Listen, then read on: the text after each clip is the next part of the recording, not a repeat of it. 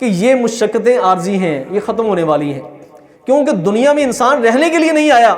سیدنا عبداللہ ابن مسعود رضی اللہ عنہ فرماتے ہیں کہ من اصبح من الدنیا فہو ضیف، جو آدمی دنیا میں آیا نا وہ ایک مہمان ہے۔ وہ کیا ہے؟ مہمان ہے۔ والمال عنده عاریۃ، جو اس کا بینک بیلنس ہے، جو اس کی پراپرٹی ہے، جو کچھ اس کے پاس مال ہے نا، وہ اس کو عاریتاً ملا ہے۔ کہاں سے ملا ہے؟ باپ کی جائیداد سے، دادے کی جائیداد سے۔ یہ پتہ نہیں جائیداد کہاں سے چلتی چلتی اس کے پاس آ گئی ہے۔ اور کیا ہوگا؟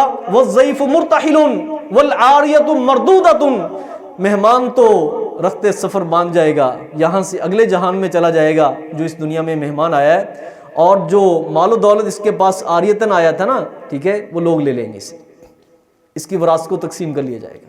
یہ حیثیت ہے انسان کی کہ انسان یہاں پہ مہمان ہے، جو اس کے پاس ہے یہ اس کا نہیں ہے، اس کی اولاد کا ہے، اس کے رشتہ داروں کا ہے۔